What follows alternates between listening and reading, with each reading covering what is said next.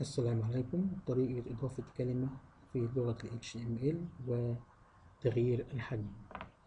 بنخش طبعا هنا الكود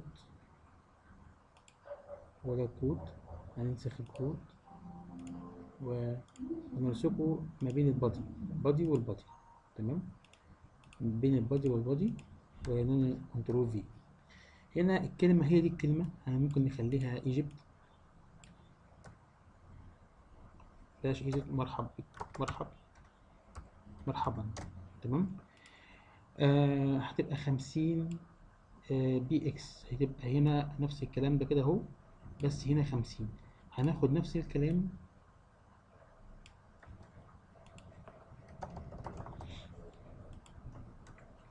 بس هنا هتبقى 100 او 150، ولازم نعمل سيف. نفتح ال HTML ونشوف. اعتقد فرق طبعا ما بين ال 50 بكسل و 150 بكسل. طيب، طبعا الكلام ده بيتحط ما بين البادي. طبعا الكلام ده شرحته المرة اللي فاتت. البادي والبادي بيتحط عليه البي وتقفيلة البي. هنا بتكتب الكلمة. طبعا الكلام ده مش مطالب انك تحفظه ولا طالب انك تعرفه، هي بتاخدها كده نسخ وتحفظها عندك في البرنامج اللي هو بيحفظ الأكواد. عندي ممكن تحمله من عندي من القناة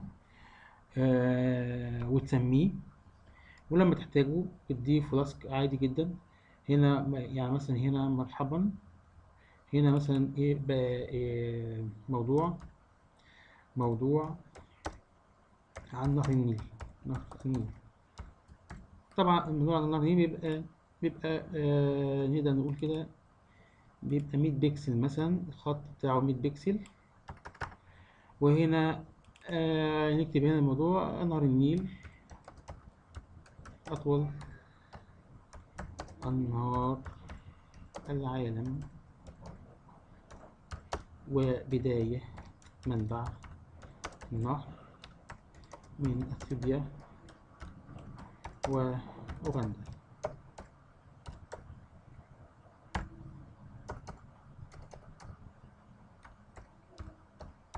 هنا بتبقى 50 بقى، لأن هو هنا الحجم بتاعها أصغر من العنوان شوية. وبنعمل سيف. الموضوع بسيط يعني مفيش تعقيد.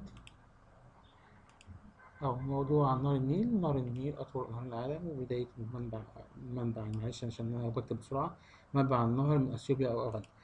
تمام. هو بعد كده في حاجة اسمها CSS، هو بيجمل شكل إيه ال HTML. بس HTML يعني إيه أساس البيانات، وال CSS بياخد البيانات دي ويجملها. إحنا لسه ما اشتغلناش في CSS، فإحنا كده إيه عرفنا إزاي ندخل كلام وإيه ونغير في الحجم الخط.